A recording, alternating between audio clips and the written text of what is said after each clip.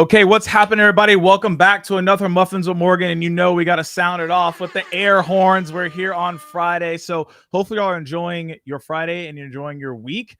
If you are tuning in, let us know where you're coming in from. Here we go. We got hashtag Team Live, Manuel's Hype, Landon, howdy to you as well. Let us know where you're tuning in from. I'm excited about this conversation. We have Jula Carter here. We're going to let her introduce herself real quick. But like I said, introduce yourself in the chat. If you haven't been on this Muffins with Morgan before, what we do here is we answer your burning questions around sales, marketing, and content creation. And I bring really great guests to answer those questions for you while I provide the show and a little soundboards, as you heard from there as well. So if you have any questions, feel free to drop it in the chat immediately. This is going to be a conversation. This is not going to be the boring interviews you typically watch. Like, this is going to be very live action. So we want to hear as many questions as possible. But again, as people tell us what they're tuning in from, and we get to see everyone from across the world, Julia, tell us more about yourself and why you're excited to be here. Oh my God, thank you so much, Morgan. I'm so excited. Guys, I brought a surprise muffin that is hidden right now. But I'll do a muffin reveal. I'll do a muffin reveal right now. We'll do an unboxing. It is a mini muffin. My local Shout out to the mini muffins. They make mini muffins, which the mini muffins is the key. Find normally like in a cafe. So I brought my mini muffin with me. But yeah, I'm in New York. I'm a recent account executive. It's now been about 5 months. So we're just getting into it. But yeah, I'm very excited to talk about social selling. I have a lot of takes, so can't wait. I love it. Just across the board. Yes, the shout out to the mini muffins. And we do eat muffins, right, while we answer questions. So that's the key of this. But like I said, if you tell us where you're tuning in from, I'm gonna shout out a couple people. Shout out to Dublin right now. Shout out to Nigeria. Shout out to Atlanta ATL. Holding it down for us over here. We got SoCal in the building. Warriors run the state. Okay, Tim. Warriors run the state. Okay, fair. But are you going to beat the Lakers? This is the question. I mean, they did look shaky last night, but the first game, Anthony went off on you. So I don't know. Tim, you got to talk to us. Talk to us about that one. Shout out to North Texas in the house.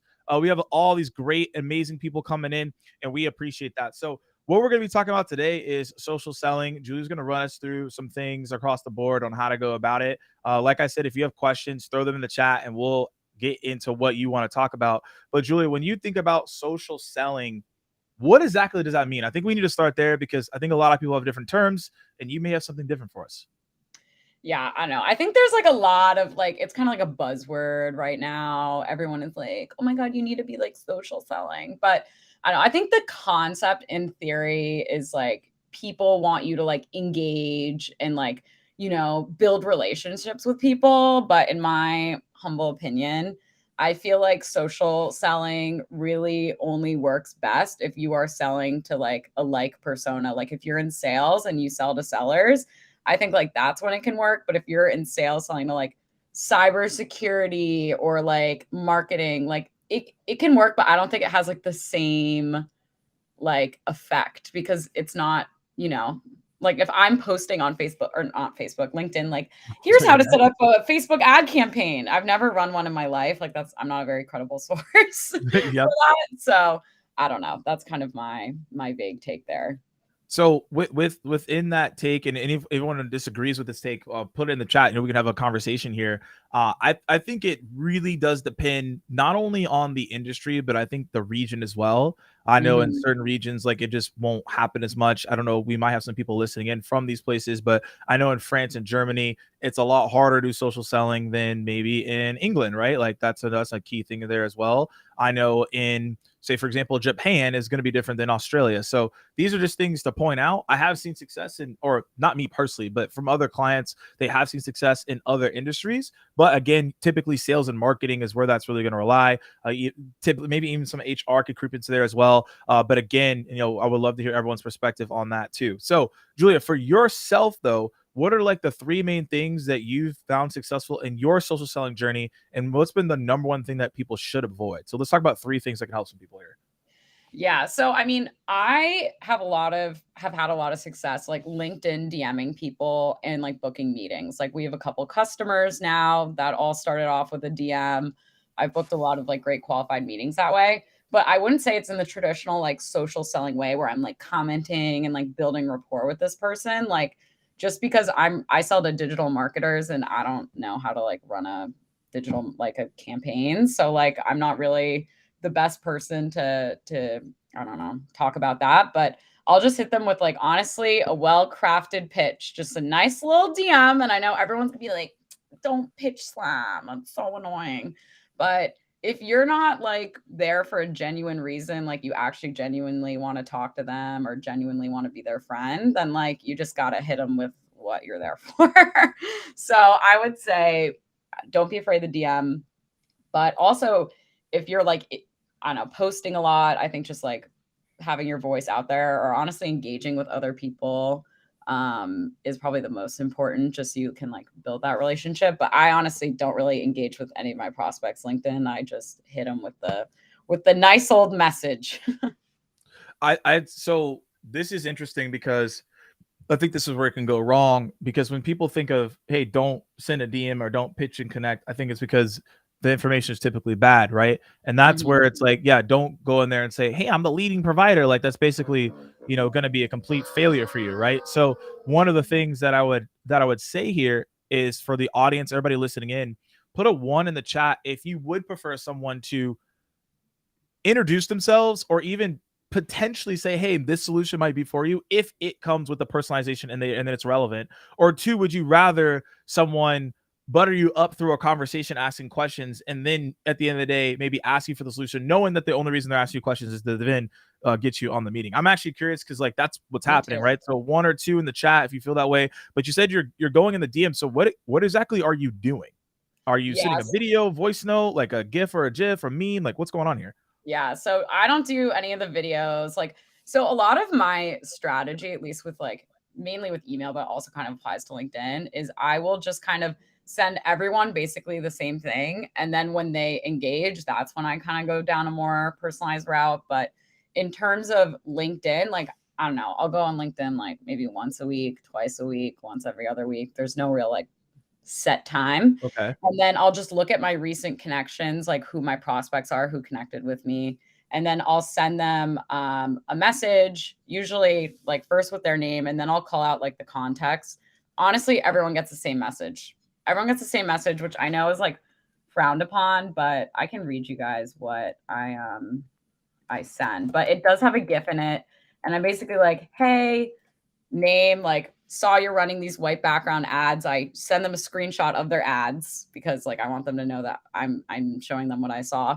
And like, Right. have you ever tried adding your branding to them? Like, let me know if that seems interesting. And then I'll send them like a GIF of like turning their ads with like branding on them.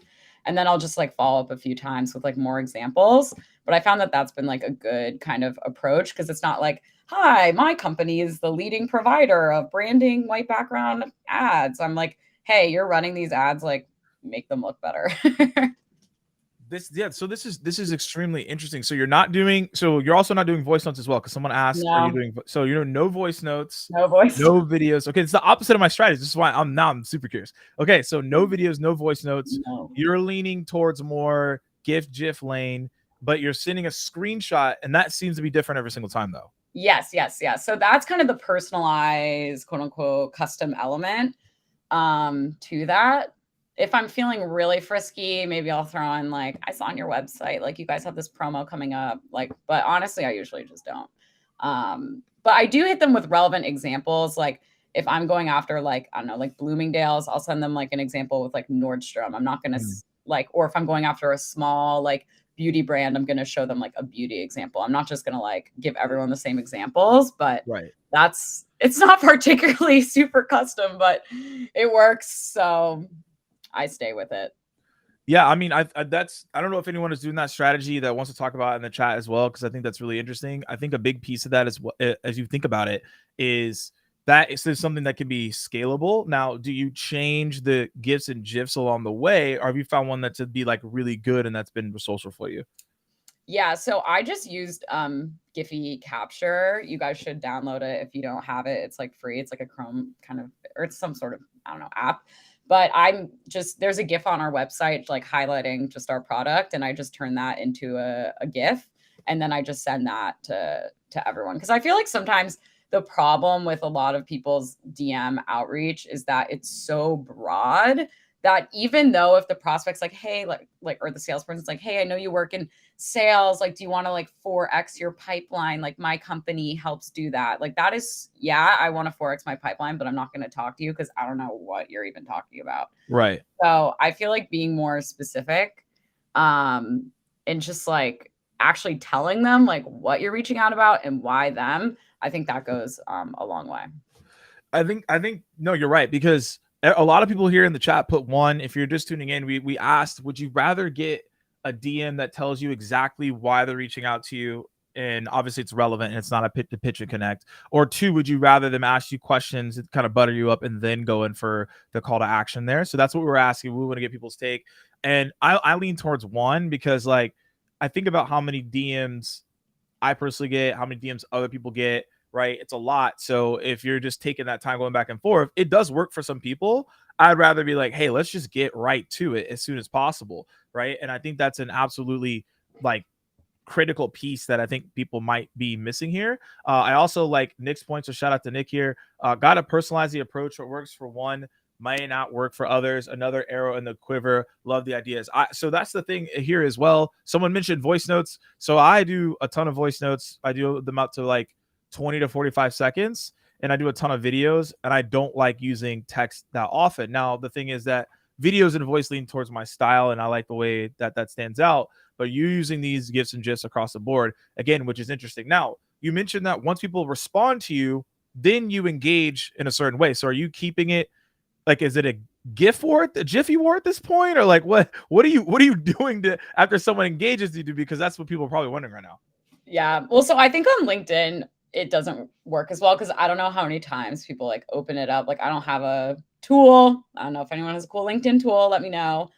But I'll usually send like 3 or 4 messages, maybe 5, just following up, but not like every day or whatever. It's like over a long period of time, with just like more and more examples. But in terms of email, like my strategy honestly has been send everyone the same thing. It's like the same type of message. And then when I see they've opened something 3 times or more, that's like when I'll pounce in and like do a much more like personalized approach. Cause I also, though, I'm on like a lean team. Like we don't have any SDRs and I'm the only AE. We don't really get any inbound. So like time is kind of like my time needs to be spent valuably. Because I am working a full pipeline and I have to generate everything. So I've just found that to be a good way to, use my time, but I know that definitely doesn't like work for everyone. And so when you're doing your follow up in via LinkedIn, how are you keeping things in track? Are you keeping it in like Sales Nav? Are you using like a notepad? What are you doing? Well, so I don't do in-mails because in-mails, like when was the last time you booked a meeting via in-mail? Like maybe you do, but like I just find it so few and far between. So I only do like normal DM because that's like when you can really follow up. And also attaching stuff in in-mail is so annoying. You can't like drag and drop. You have to like attach it, and it's like so much effort. But so since all the messages are the same, I can easily see which one I sent the last time. So I'll be like, oh, that was message 2, time for message 3, Oh, that was message 3, time for message 4. But I usually get a response on like the second or third one. If I do get a response, I find that on LinkedIn, like the first message isn't usually going to be the one that's going to get them, but like the powers in the follow up. So always follow up. And so I'm going to ask you what type of follow ups have worked the best for you. I'm going to go to the chat. So for you all that are listening in, how many of you all even know that there's an inbox for InMail? I never even check it. Most people don't even know it's an actual inbox. So I'm curious if anyone even knows it's an inbox. And the second thing is, do you even check it? It's typically pretty low. So follow up. What do you, and when you're following up, what are some things that you're trying to get into that's been really helpful across the way? Maybe one example across the board. Yeah. So what I do, like the first message, I do the most personalization. Like that's when I send them the photo of what I'm talking about. Like that's when I kind of spend that effort. And then in the follow-up, I do like the little up arrow. And I'm like, oh, only asking because I just like got targeted with one of your ads. Like, maybe you could add something like your logo or like a promotion to make them like stand out. Like, here are some examples, like let me know which one you like. So I don't even have to add their name to that. So it's Yeah. really easy to kind of copy and paste, which is, I guess, bad, but it is tailored in a way to them, because I think it's what's really important when you're reaching out to people is you need to be certain that this person that you're messaging is going to resonate with your message. Like, if you're going to spend time messaging them, you should really know, like, if I contact this person, they're going to be like, oh, I know what Julia is talking about. Because I could easily blast this message out to every marketer ever, but that's not my style. I really just try and keep it very like narrow and focus. And so that way, like, I can kind of make these messages a bit more like copy paste instead of like spending all this time with the personalization, because I already know that's what they're doing. Yeah. And that's a good call out as well. And a couple people came in. Yeah, I mean, people know that across the board. I think there's a lot of things that go into like what you should put there in terms of the in mail, etc. But most people don't check it. So I always tell people, hey, it's like the last ditch effort at the end of the day. But there's some questions that have come in. If you've got questions, like I said, throw them in here. All right. So best advice for those who are trying to break into the tech sales industry. Oof. First of all, don't. Just kidding. Whoa, It's whoa. so hard. No, it's so hard. Like, I don't know. I feel like, especially now, tech sales is being very, first of all, I love it. It's a job that suits me very well, but it is really hard. And you really have to have, I think, a specific personality of like determination and strategic thinking and all this stuff to like really make it work. And you have to be okay with rejection. You have to have thick skin. You cannot be like you need a little thick skin. Um, but I would say if you do want to break into it, I feel like, I don't know if you feel like this, Morgan. Like, most people I know who work in tech sales like wound up here by accident. Like, I don't know that many people who like actively sought this career out. No, Like, it's kind of mostly fell into it. yeah, I feel like a lot of people fall into it, but if you are looking to get into it, I would suggest like whatever jobs like you've had in the past. Like, I worked like retail, I worked at like a startup for like marketing internship, I did like babysitting, camp counselor stuff, like all this things. But if you can quantify all the things you've done, that would make it seem like appealing to a sales leader. Like, oh, when I worked at my retail store, I sold like this much in revenue and I averaged this many sales a day and things like that. And just like reaching out to people who work there, and just like maybe sending a video or a voice note, like you said, Morgan, to like the recruiters, because it is a hard market out there right now. It But is. you can defo do it.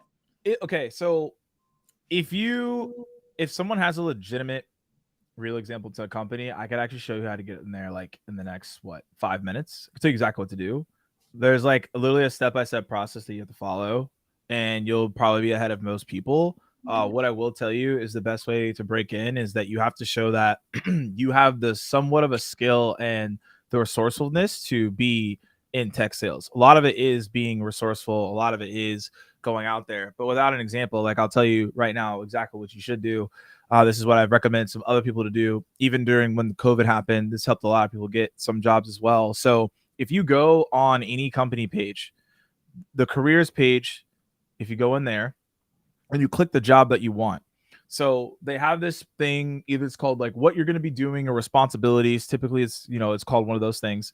And they have like 8 to 10 things listed. Now, the thing that I would do is I would take those 8 to 10 things and I figure out, based on my current resume, based on what I've done in the past, how can I help accomplish at least 3 to 4 of these? So then I would send an email or a video or a voice note. I don't really care what you do, but the easiest thing that you want to be able to do there is take that information, email the VP or the CRO or the manager, director, whoever you want to, whoever it is, depending on the organization you're going after, and tell them why you should have this job based on the responsibilities they put on the job description. What I just told you, like only like less than 1% of people actually do it, and that would get you an interview, and that would most likely get you in tech sales. Once you're in, though, to Julia's point, it's not like this is a glamorous thing. Like it's a very it's a very mentally tasking and difficult thing to do, but there is high upside if you're willing to put in that work. I also as well had no intention of getting into tech sales. I fell into it as well. I actually fell into sales because I would originally wanted to go into marketing, but I got rejected like Same. I got rejected like 20 times. So then I ended up being in sales, right? And I've shifted back to marketing. So ironic in the whole entire thing. My whole point is that if you really want to be able to get into tech sales, I'd follow exactly what I just told you, and that would lead you to get success and to ultimately get the role that you want. But it just requires some extra steps. If you are just picking companies and doing resume roulette is what I call it. So you're just like putting resumes out there. You're most likely going to get rejected. People aren't going to care, and it's not going to work. So 100%. that's what I would say to you. Hopefully that will help answer your question.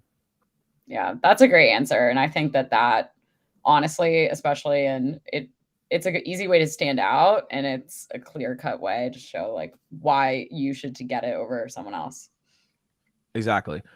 Yes, it will be till later. You can rewatch it later. It's also on my YouTube channel as well, so you can check that out. But again, hopefully I helped answer your question. We have some more questions coming in here. Feel free to ask the questions along the way. We obviously want to be able to help here. So here's another good question from SDR to AE. How did you do it? This journey, SDR journey, feels like it's taking forever. Oh, I feel this so hard. I feel this so hard. So I was an SDR for like a year at my last job. So I was kind of like a little like mini recruiter type situation before, which like led me into my SDR role because I like hated it. And I was like, all right, like this seems kind of similar, but like better. So that's how I wound up in my SDR role. And it was just taking so long. I was one of two SDRs. Well, I was the only SDR to hit quota some quarters, and then another quarter I was the only one to exceed it. Only one other person hit it. Like no one was really getting it done. And I was really eager to just like get out of the role. Like I had done my job. I'd proved myself. But my last org was much slower to like promote people up. So I was like, oh my God, there have been SDRs who've been here for like 3 years and still haven't gotten promoted. And I'm like, it's taking too long. So I got approached actually by a sort of startup competitor who basically was like, hey, we'll make you a senior SDR and we'll promote you to be an AE by the end of the year if you like do your job. And I said, perfect, sign up. So I left to do that. So I don't know if that's like the best path for everyone. I think don't leave to just leave, but sometimes you do got to leave to get it. But I would say if you're in your internal organization, just like make a case for yourself. And, you know, you do have to like be good at the job, but you don't have to be the best one. You can be like, as long as you're doing it, just get involved internally and like really put in the work and like shadow your AEs on other things and sort of make that case up to your like higher ups as to like why you should be doing that. I don't know, maybe make team cadences or help with like more strategic initiatives. I found that was like helpful for me. Yeah, I mean, Landon, like you said here, have to go where there's an opportunity. I think also show this real quick for everybody. I think also as well, you have to define what forever means and understand continuously skilling up with that role. Yeah. Obviously, 3 years is like not the move. We can see John. I see you. I was like, not the yeah. I loved it there, but I was like, it's taking. But also as well, like transparently, you don't want to be impatient. Like if you're just coming in your role and you're an SDR, you plan to get promoted as an AE within 6 months. If that sounds good, but it's actually not, because if you get promoted too fast, you're going to get cooked as an AE and you're going to be 100%. Back being an SDR again. So just understand what defining what patience, what forever means. If it's like, hey, like a year as an SDR, like that's pretty standard. That the data says if you go to an SDR to AE within 12 to 15 months, you have a higher likelihood of success. If it's before 12 months, it's like a 70% fail rate. So I don't think you want to be in that bracket of percentages. No, you definitely need time to like master kind of being, because I feel like I tried literally everything under the sun. I was doing videos, I was doing like personalized emails, I was doing everything. I was sending gifts to people, like everything you could possibly imagine. So then when I came to Marpipe, I felt like I'd tried everything and I was like, okay, like you got to master the SDR work down, because it really does help as an AE. And like being an AE is just an SDR like on steroids. Like you are an SDR, you just have more responsibility, but it's much more satisfying, I must say. At least for me, it has been. That's the key. And so we have another question that just came in here. How many hours per day do you work, Julia? That's the question here. A lot. I mean, I go to my office around 9 usually, and I'll stay there till 5, and then I'll work out, and then I'll do like prospecting at night while I watch reality TV. So I'm in the office. So when you're watching TV, are you like actively writing emails? Or are you just like filling up like I'm just getting filling up processed? my Okay. cadences. Yeah. Okay. So I've kind of just, it's pretty mindless for me at this point. Like I know I'm like, okay, this type of company, double check they have the ads I want. I need this title. And then I just kind of do that. So I'll prospect at night when I'm not out and about on the town. I think I don't know if anyone else does that in the chat. Let us know. When I was in SDR, I did the same thing. Like if I was like watching football or watching an NBA game, like I'm watching the game, but at the same time, like, could I load up some prospects? Like I probably 100%. could, right? I Always probably be could. prospecting. Yeah, like I could be getting pretty active here, right? So I know. I'm like, don't neglect that. Yeah. Yeah. So I do a lot of mindless tasks if I can in the evening. Let's see. We have other questions in here. So thank you so much for enjoying this session. It will be available to watch again. So you can watch it through LinkedIn or you can go on YouTube to watch it. So definitely check that out. If y'all have any more follow-up questions, definitely drop that in here. We definitely like to see that. So let's go into another piece of social selling. You're starting to post more on LinkedIn. What led to that choice and how has that journey been for you so far? And maybe some people want to hear like how you got started and maybe they're thinking about the same. Great question. So it all started less than a year ago, June maybe. Or no, maybe it was like 2 years ago. It started at my last job, so maybe a year and a half ago. And I started just posting as like a meme. Like honestly, I was just kind of bored at my desk and I would make these TikToks like just about being an SDR or would post like dumb stuff. Like if you scroll back on my LinkedIn profile, it was like, I mean, my LinkedIn is still a meme and a farce a little bit, but like it was really, really meme heavy in the beginning. Yep. And then I would say where things kind of like sort of took off was I did like a little podcast situation about how I hit like 400% my first month ramp quota at my new job. And people were using only email, and everyone was like, "Oh my god, 400%!" I'm like, guys, it was my ramp goal. Okay, let's be clear. My ramp goal was 6 meetings. Okay, not even. People just see the percentages. People just see the percentages. They don't think about what that even means. 24 meetings that month, which is like a lot. Usually, like 3 a week is like a good goal. But yeah, so that kind of took off. And then Will from Lavender like posted like that he listened to my podcast and was like, "Oh my god, email." Like obviously because they're email and they're doing awesome stuff. But I was like, wow, people actually like what I'm saying. This is so interesting. And I think that's where things really kind of like started going up for me. But honestly, I just post when I want and I just try and keep it like authentic and real to me. I'm like always trolling people's profiles. If you haven't seen or followed me, I'm here just humbling everyone and keeping everyone grounded.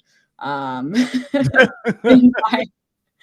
just roasting everyone, being like, all those people wake up at 5 a.m. I'm like, so you don't like me. So we're already at odds. Morgan, you're a 5 a.m.er. It's so tough. I am a 5 a.m.er. On Twitter, I got a back and forth with a couple people, but that's why I don't like it's but crazy. you're not like on LinkedIn, like I wake up at 5 a.m., which is why I'm so successful. Like you don't do that, so I don't dislike you for it. But those people who are like, I wake up at 4:59 because like, just gotta get ahead of the race. I'm like, oh my god.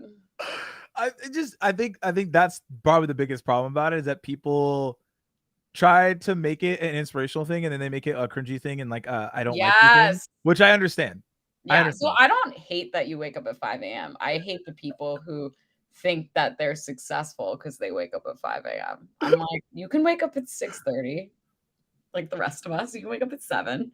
You can. I think it all comes to I don't know if anyone here wakes up at 5 a.m. or I might be Me, the my only person muffin. in this. Oh, do your thing. Mhm. I don't know if anyone else is a 5 a.m. or I found that there's optimal levels of focus that we have throughout the day.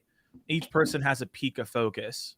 So what I realized is that my peak of focus was in the morning, so that's why I woke up earlier so that I could get the peak of focus. Do you That's a have really Rise? hmm? Do you have Rise, the app Rise? Uprise? No, Rise. It will tell you when you wake up, when your peak energy levels Oh, and dips are no. for the day, so No, you're it for was the just whole day. intuitive. I didn't know there was an app Um, for it. oh yeah, there's an app for it, obviously, Morgan. There's always app. There's always app for everything. What am I like? What am I Yeah, but it will tell you like when you have energy, so then you can be like, I'm gonna do all my hard things then, and I'm gonna do all my easy things when I have no energy. No, that's a good call. I need to check that out. Yeah. Shout out to the app. So speaking of apps, someone talked about the follow we did on LinkedIn here. Because you have another question here that we're gonna get to later. I don't like follow up because it makes people think you don't have other customers. The question now is there a best way to do follow up? I don't think that's the case. Are you I guess the point is you don't want to seem desperate. But I don't think by following up you're desperate. I think if you follow up like, I'm so sorry to be a bother, but I really just would love to connect to, for my business, like that's going to make you seem desperate. But I think as long as you're providing value with every follow up, like for me, I'm just like, hey, like just asking about the first message because I'm seeing your ads right now. I know they look like this, and like here are some suggestions like I have on my part. So I think as long as you're providing value, the follow up is where I get like all of my meetings pretty much. Like pretty rarely do you get it on the first hit. I don't know if other people feel that way, but I don't. I just that's not my line of thinking. So I guess I disagree with this point respectfully because if you think about it, you have to think about yourself as well. How often are you responding to everything on the first touch? Like rarely. there's just a lot of things going on. So like you might miss it. Now, at the end of the day, one can argue that it wasn't as important, so they didn't respond the first touch. Fair point. However, at the same time, people are insanely busy, right? They may have just missed it. Something might be going on. So that little nudge is absolutely important, right? So that's why I think being pleasantly persistent is key. And there's fortune in the follow up. That quote is there for a reason, right? And so I believe the follow up is important. I think when it becomes aggressive follow up and annoying, that's where you're going to fall into a bad sector. But I can point to multiple deals that are big deals because I followed up persistently and pleasantly. I was able to get that deal done. So that's my take on it. I don't know if anyone has anything different, but I think that's just continuously just continues it going. But there's another question here. How does consistency work with you? Can you share more tips on that, please? So I'm assuming consistency in the way that you go about your email cadence, which some people want to know what that cadence is. So if you want to share that, and then also as well, how do you stay consistent, I guess, in posting as a part of it as well? Yeah. So in terms of like my cadence, I have 6 emails over like a month ish, maybe a little over a month. So it's kind of a lot, but whatever. Like, might as well just do that. And then with LinkedIn, just always and I think just making sure you're like going through your tasks, like if you have a way to keep track of your tasks, whether that's like Outreach or HubSpot or like a Google Sheet, like I don't really care how you're doing it, but you just need to make sure you're kind of check marking everything to make sure it's moving along the way it should.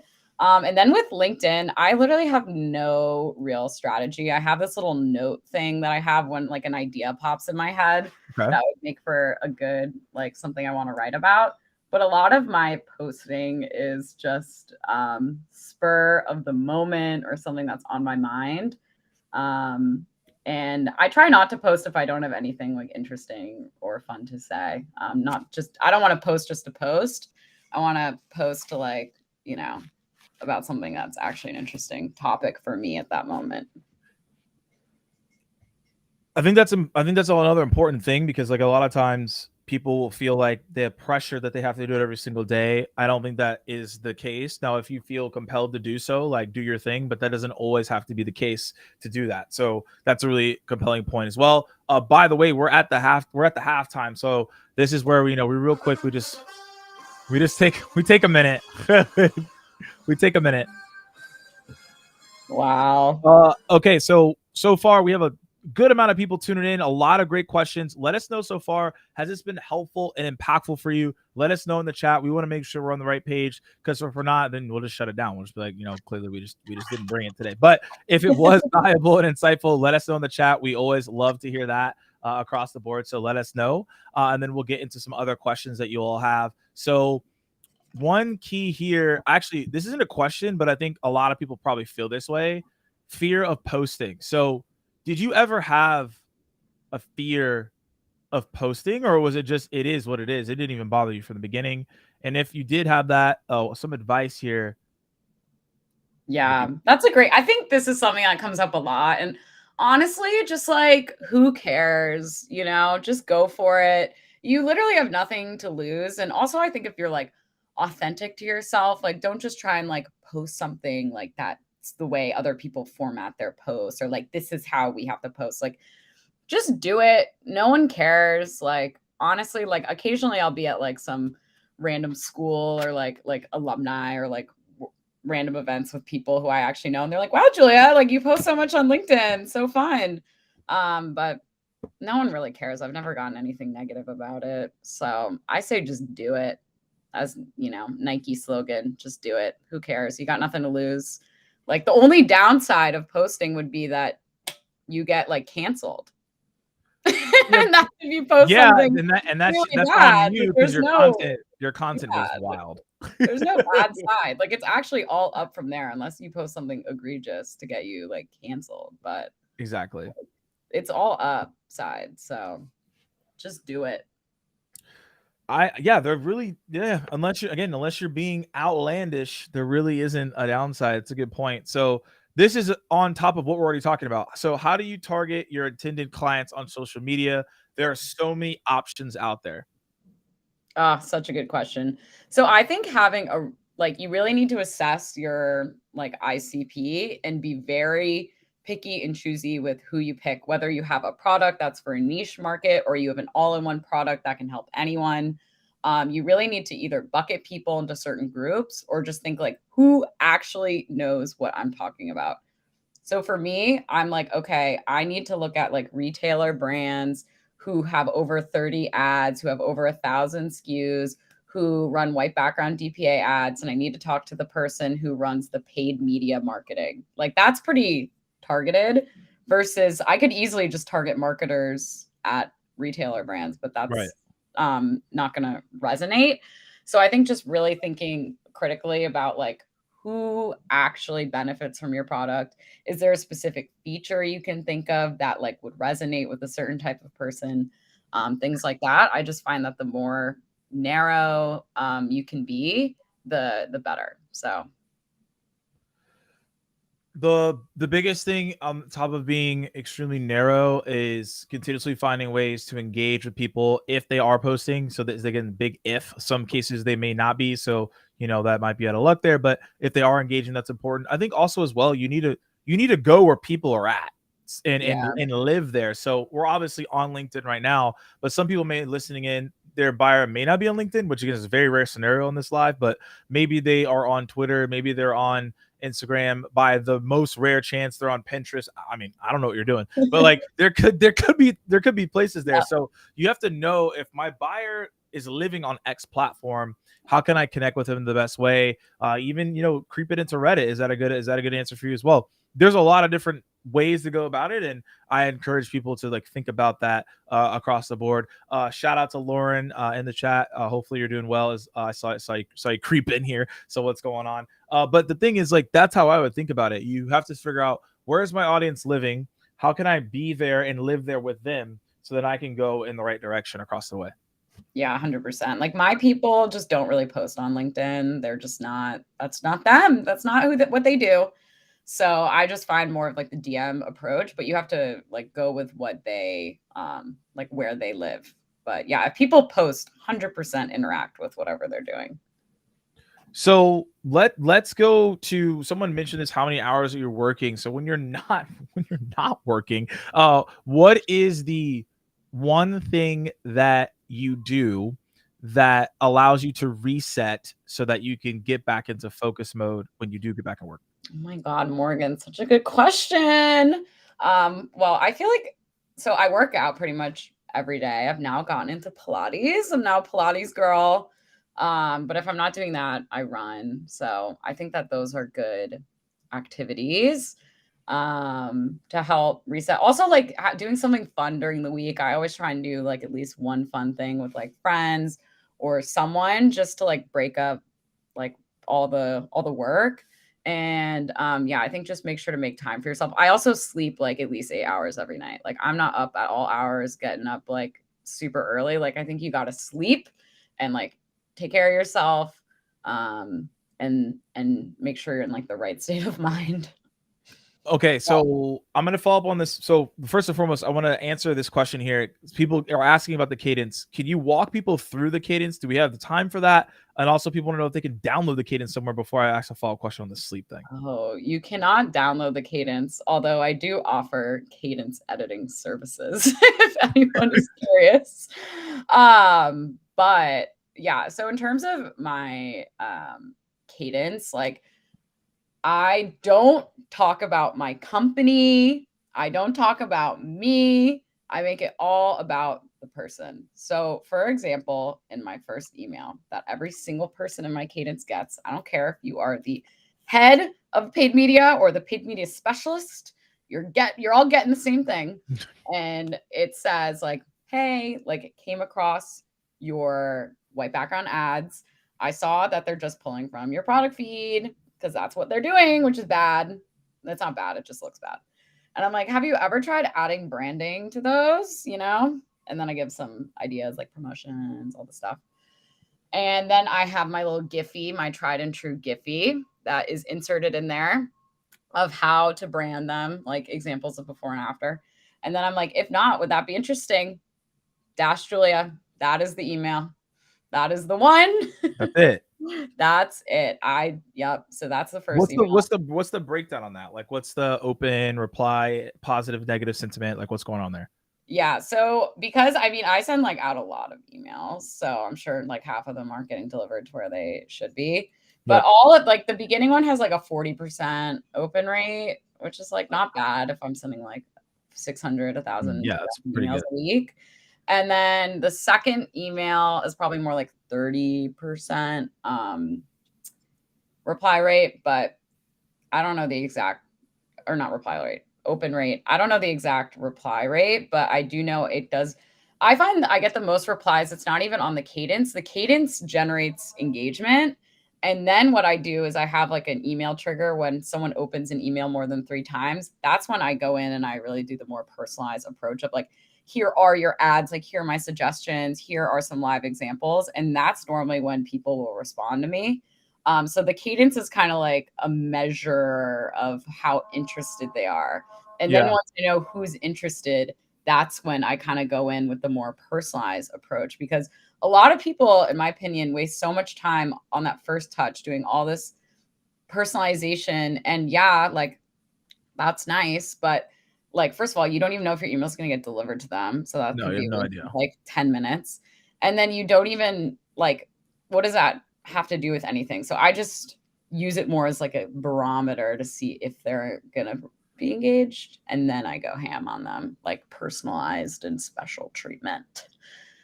If I love that because it's the same thing that I do, except shocker, I use video. So yeah, essentially, like it'll be like they'll get over 3 views.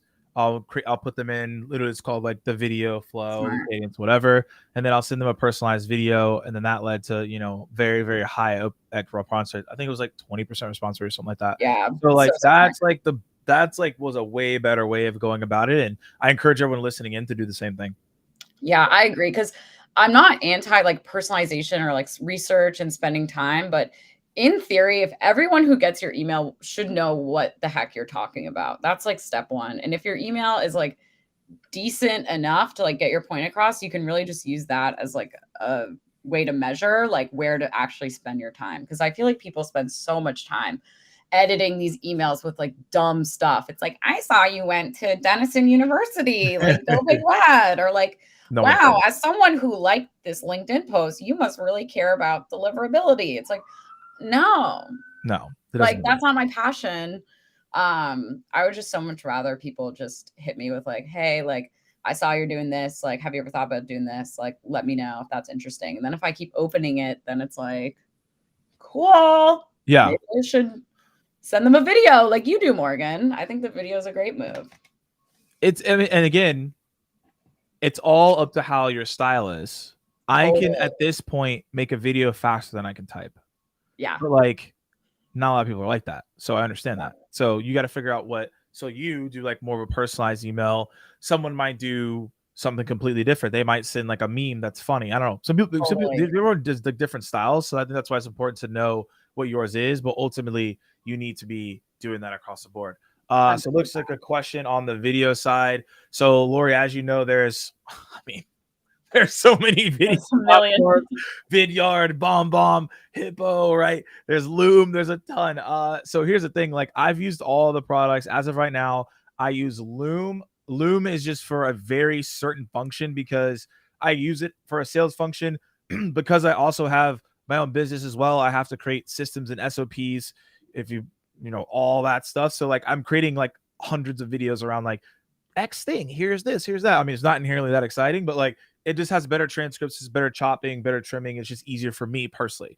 However, when I'm doing it through LinkedIn, I use the link. I'd use my mobile phone, and I'll just drop the video in there. The reason I do that is because it doesn't make them go to another site, so it actually is easier at the end of the day. So it's easier for them to click. It's more buyer friendly. Also, as well, if I know the person, I might just do a Loom because I'm already inside of the product so that I move pretty quickly. That's another way of going about it.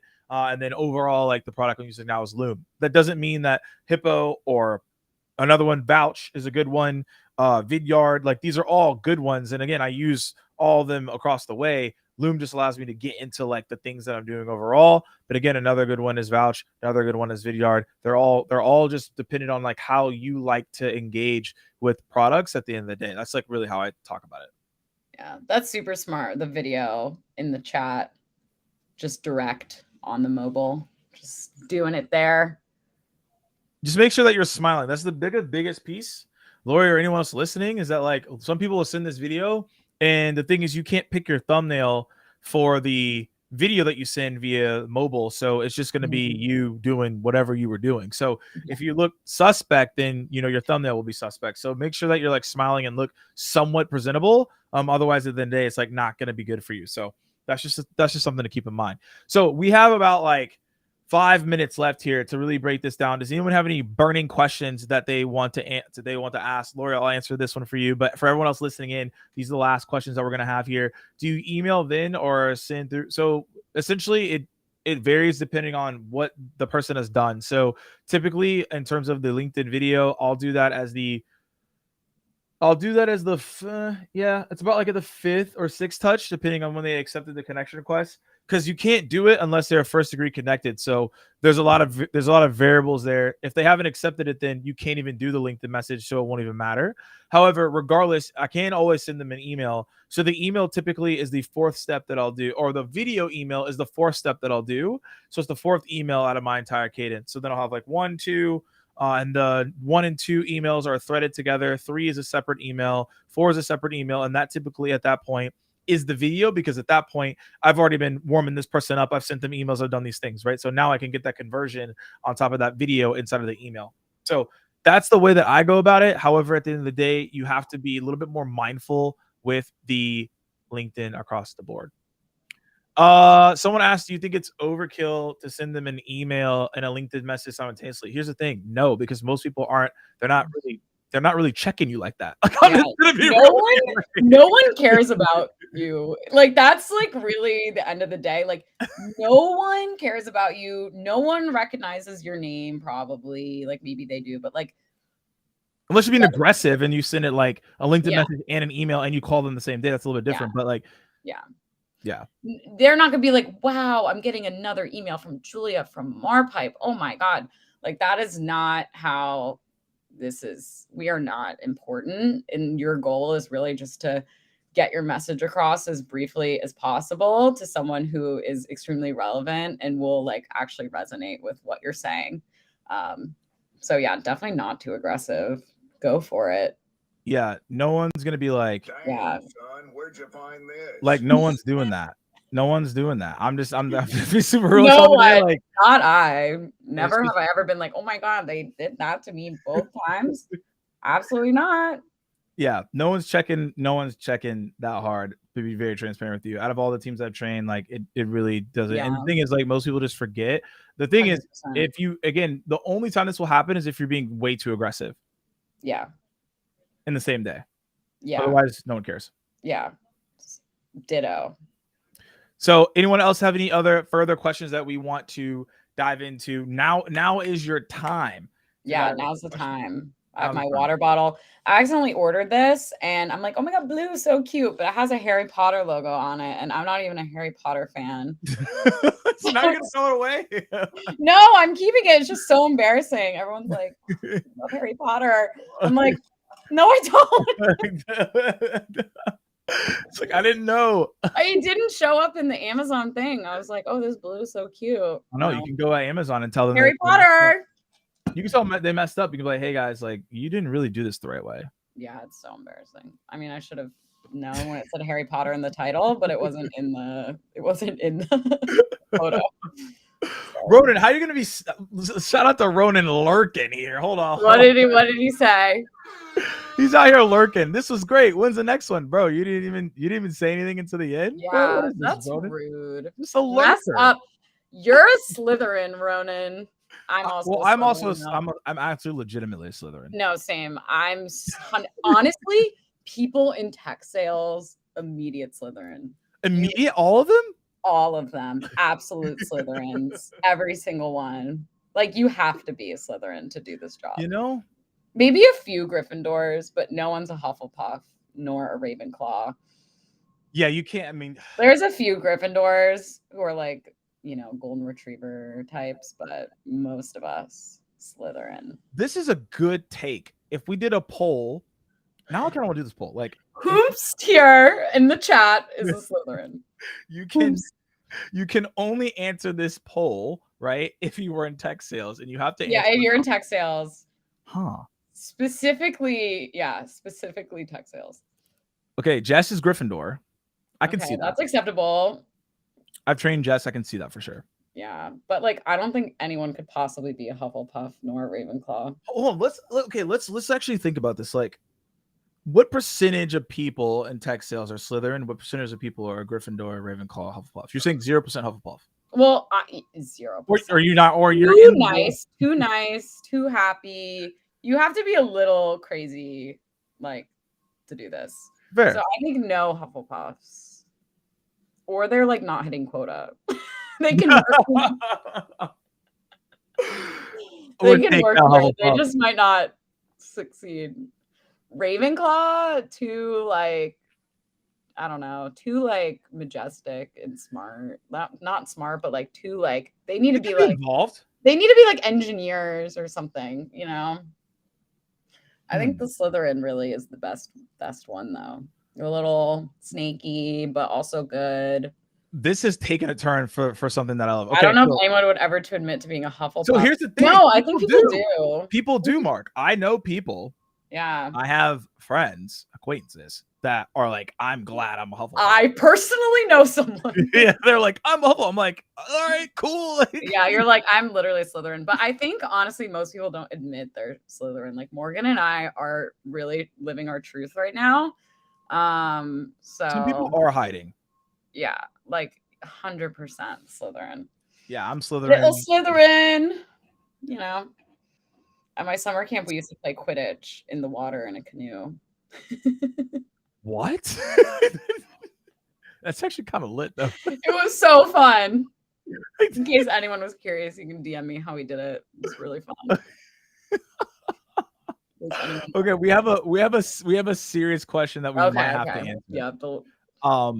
But for everyone, we have to understand if you're Gryffindor or Slytherin or Hufflepuff or Ravenclaw.